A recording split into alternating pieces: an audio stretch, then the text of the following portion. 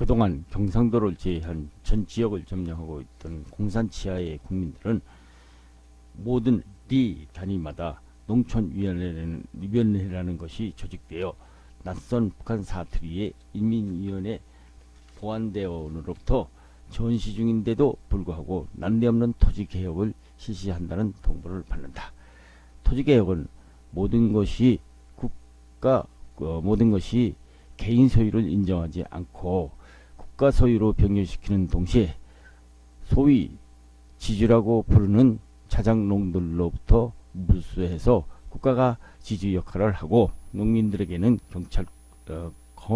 경작권을 주어서 토지 소유자들로부터 모든 토지를 무상모수한다는 것이었다.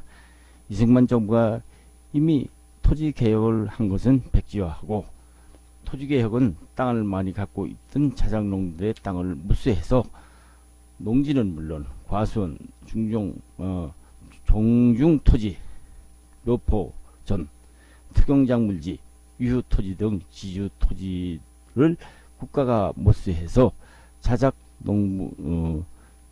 자작농만 제외하고 그동안 소작을 짓거나 토지도 없이 남의 농사를 짓는 도미를 근근히 생활하던 농민들에게 자작농과 일반 농민들과 똑같게 경작권을 분배해 준다는 것이었다.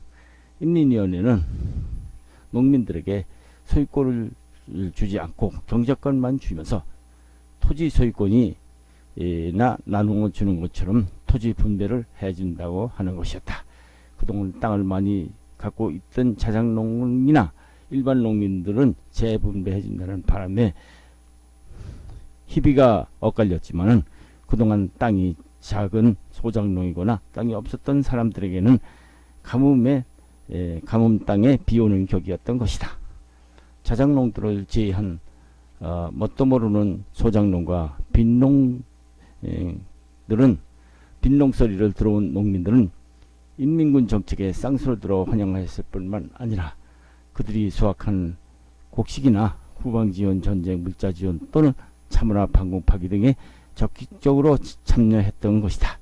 그런데도 딱한 것은 국군이 진격해 들어오자 이들은 어느새 뭣도 모르는 부역자가 되어버린 것이다. 이때 이승만 대통령께 임금에게 찾아와서 그런 진상을 소상히 설명하고 공산체에 살기 위해서 부역했구나. 억지로 부역을 한 사람만큼은 관대하게 봐줘야 한다고 건의한 사람이 있었으니 세브란스 병원장을 하던 정기석 박사와 함석헌 씨였다. 함석헌 목사였다. 이승만 대통령은 이 의견을 받아들여서 부역자 처리 문제에 있어서는 가능한 관대하게 처리하라고 내무장관에게 지시했다. 대통령은 함석헌이 대통령과 같은 고향 사람인지라 수복되면 황해도 고향 땅에 가서도 지금의 건의한 것 같이 민심을 좀 힘써 달라고 함석헌 목사에게 부탁을 한다. 춘천을 점령했던 육사단의 한국군들이 밤중에 엄전한 천령을 넘어서 적의 퇴로를 차단하여 큰 전권을 올렸다고 신국방부 장관이 이 대통령에게 보고해왔다. 10월 이 전투에서 약간의 우리에도 희생이 있었으나 적들은 많은 무기와 보급품과 의약품을 남겨둔 채 한국군들의 급습에 놀라서 정신없이 도망쳐버렸다고 한다.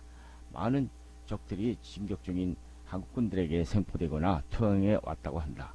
뉴욕타임스 제1면에서도 북진 중에 있는 한국군들을 북한 주민들이 호의적으로 대해주고 태극기를 들고 나와 환영해주는 모습을 대대적으로 보도하고 있었다.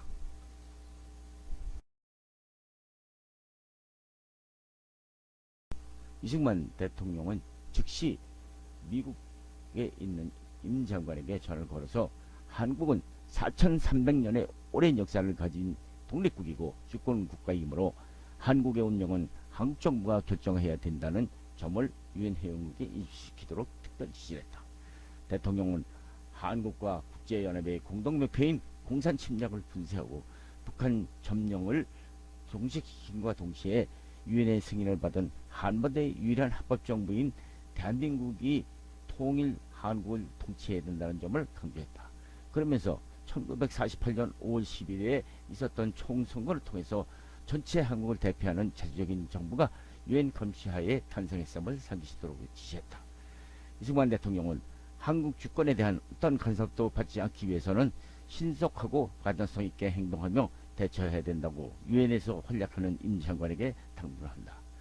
서북 청년의 리더인 문봉재가 와서 대통령에게 북한 지역 인원 배치와 여러가지 대책을 보고했다. 이승만 대통령은 진격부대의 후방에서 민심을 수습하고 행정을 담당하기 위해서 북한 각지에 신망 있는 인사들을 가능한 빨리 연고지에 배치할 것을 조 내무부 장관에게 지시했고, 문봉재에게는 특별명령을 받아서 도, 시, 군마다 21명씩의 책임자를 인선 배치하는 임무를 띄우려고 말했다. 대통령은 조만식 씨 안보를 몹시 걱정하여서 정인 모시든 납치된 많은 인사들을 함께 구출하는 데 힘쓰도록 당부도 했다. 그리고 신국방부 장관과 조인권 참모총장에게 북진 중인 우리 한국군들이 어떤 경우에도 북한 주민들에게 민폐를 끼쳐서는 절대 안 된다고 강력히 지시했다. 임 외무장관이 10월 7일에 유엔 결의사항에 대한 상세한 보고와 그에 대한 견해를 전들이 도착됐다. 이승만 대통령은 조 내무부로부터 남한 각 지역의 치안에 대한 보고를 받았는데 북한 지역의 치안 문제도 신속한 조치와 함께 만전을 기하도록 당부했다. 조 내무부 장관은 북한 지역 치안을 담당할 경찰을 모집 중이라고 보고를 했다. 대통령의 지시로 이기붕 서울특별시장이 전재민들에게 배급하고 있는 모든 양국들을 조금씩 경부대로 가져왔다. 프란체스카는 그 구호 양국으로 조밥을 지어서 대통령의 저녁 식탁에 내놓았다. 안남미라고 부르는 이 쌀은 우리나라 쌀처럼 끈기는 없었지만 밥의 양은 무척 많았다. 밥에서 약간 냄새가 났지만은 이승만 대통령도 두부찌개와 함께 맛있게 먹는다. 이가수 씨 부인이 황해도 기장쌀을 대통령에게 드리라고 몇 대를 가져왔다. 그것을 보니 무척 반가웠다. 언젠가 이승만 대통령 어릴 때 어머니가 건강에 좋다면서 기장쌀을 섞어 밥을 지어주었다는 이야기를 내게 프란체스카에게 해준 적이 있었다고 프란체스카 여사는 말한다. 요즘은 잠자리에 누우면 전쟁 고아들의 애처로운 모습이 어른거리고 부상병들의 신음소리가 귓전을 만들어서 통참이 오지 않는다고 프란체스카는 호소를 하고 있었다. 서울시의 구호대상 전재민 수만 해도 40만이 넘는 데다가 건장한 젊은 청년들이 전쟁터에서 불구의 몸이 되었다고 뭉뭉치고 있다는 것이다. 전쟁 미명인도 수없이 늘어나가는 이 엄청난 비극 속에서 나라와 국민을 이끌어가야 하는 이승만 대통령의 잠자리는 오죽했겠는가. 한밤중에 침대에 엎드려 하나님, 이 미련한 늙은이에게 보다 큰 능력을 허락하시고 고통받는 내 민족을 올바르게 이끌 수 있는 힘을 주소서 하고 기도하는 이승만 대통령의 모습을 보면 프란체스카도 모르게 눈물이 뺨을 타고 흘러내렸다고 한다. 고난의 역사를 지고 가야 하는 민족 지도자의 그 무거운 어깨를 누가 100분의 1이라도 이해를 할 수 있을 것인가. 오 하나님, 우리를 불쌍히 여기사 큰 힘을 내려주시옵소서. 서울대학병원에 있는 중환자들을 위문하고 학교 군회를 지나서 이화정에 들렸는데 집이 가까워지자 이웃 사람들이 대통령을 보고 손을 흔들었다. 눈물을 흘리면서 만세를 부르기는 사람도 있었다. 프란체스카도 가슴이 뭉클해지며 눈물이 솟구쳐서 고개를 숙인 채 손을 흔들었다. 이승만 대통령은 차에서 내려 사람들과 얼싸안고 악수도 했다. 참으로 얼마만에 맞은 집인가. 프란체스카는 환도하자 이 화장이 궁금해서 곧 가보고 싶었다. 하지만 너무 바쁜 데다가 이 화장에도 시차가 여러 구 벌어져 있었다가는 보고가 있었고 또 지뢰 같은 것을 제가 뒤에야 갈 수 있다고 해서 지금까지 미뤄왔던 것이다. 대통령은 집 주위를 먼저 돌아보고 싶어 했지만 프란체스카는 이 화장 안이 더 궁금했다. 일행이 아끼던 물건이나 그가 쓰던 정돈 살림살이가 하나도 남아있기를 바라는 기대 때문이었다. 지난번 경무대에 들어갔을 때 일행이 쓰던 물건들을 공산당들이 온통 다 약탈해가고 카펫과 의자만이 남아있어서 섭섭해했었다. 그런 프란체스카를 보고 이승만 대통령은 가족과 집을 잃고 괴로워하는 전재민들이 수없이 많을 때 그 정도로 마음을 상해서 되겠느냐 하고 오히려 부정했었다. 이 화장도 침대만 하나 남겨놓고 몽땅 털어가 아무것도 없었지만 프란체스카는 소원한 내색도 못한 채 바퀴를 돌렸다. 이승만 대통령이 공산군은 적이라기보다는 강도 집단이다 하고 하는 말이 떠올랐다.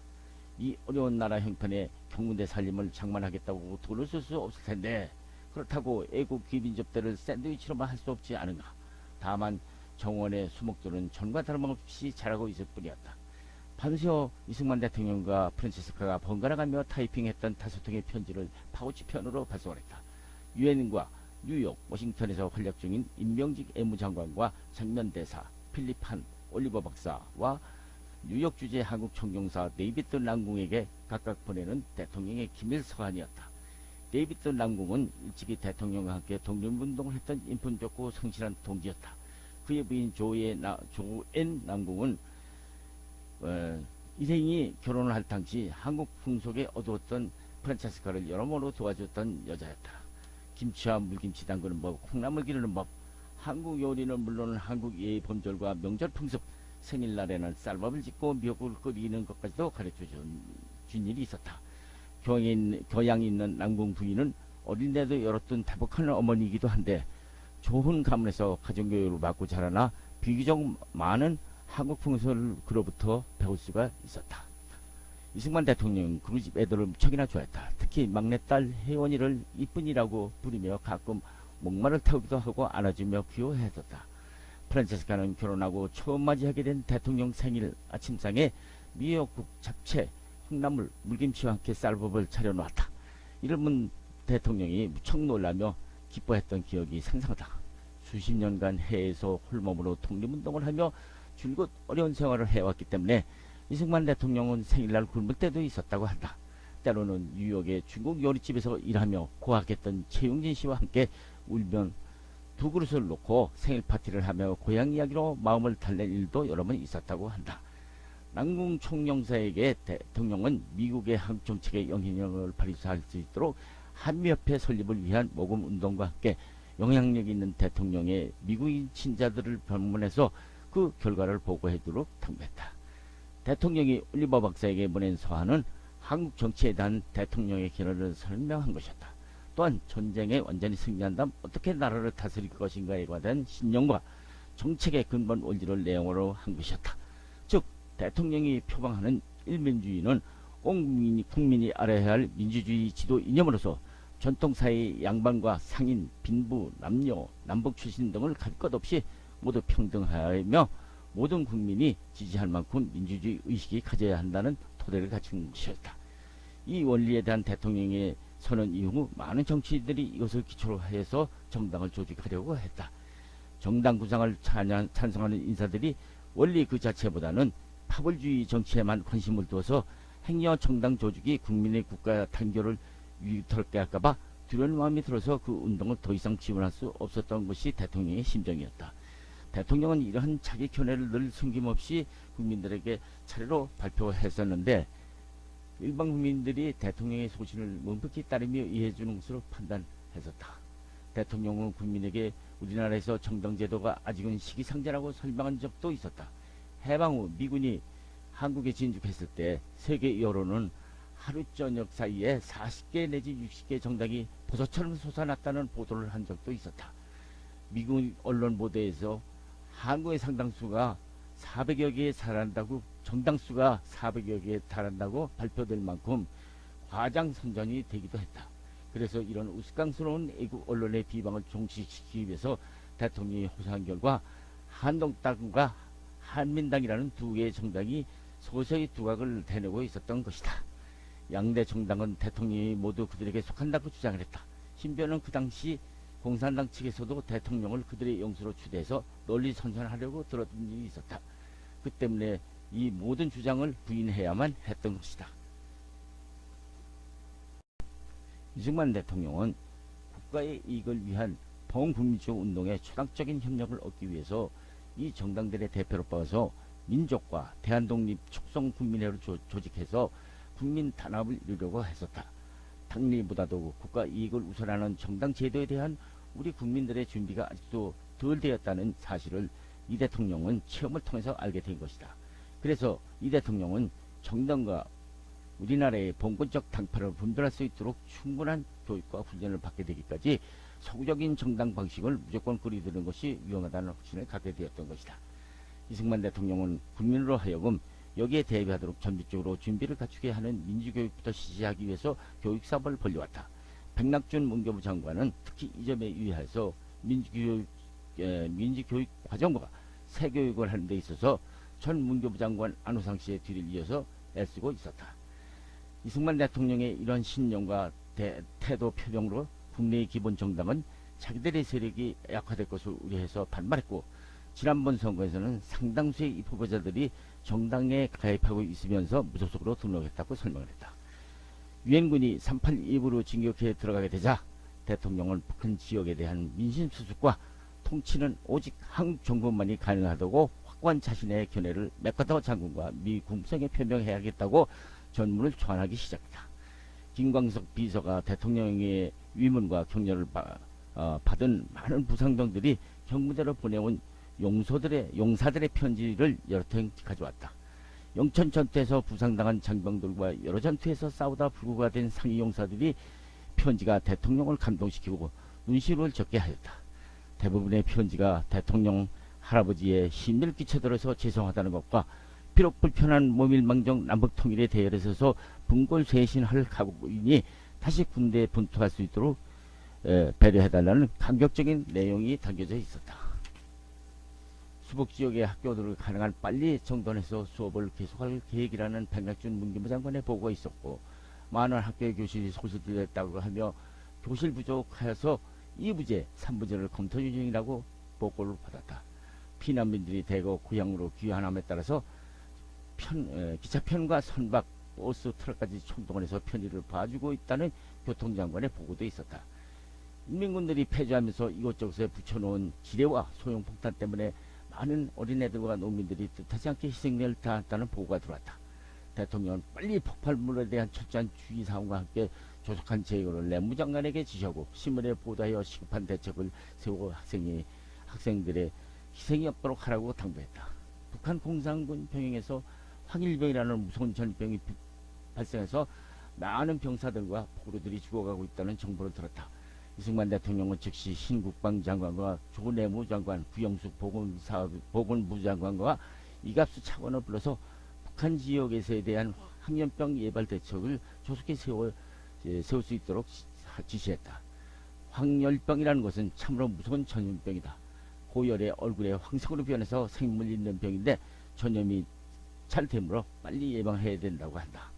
임명직 장관이 장택상 씨와 트루만 대통령을 방문하고 온 결과를 보고해왔다. 임 장관은 타고난 애교가 나서 너무 성품이 좋고 이를 낙관적인 면으로만 생각하는 편이라서 마음이 안 나올 때도 있었다고 대통령이 수리를 하고 있었다.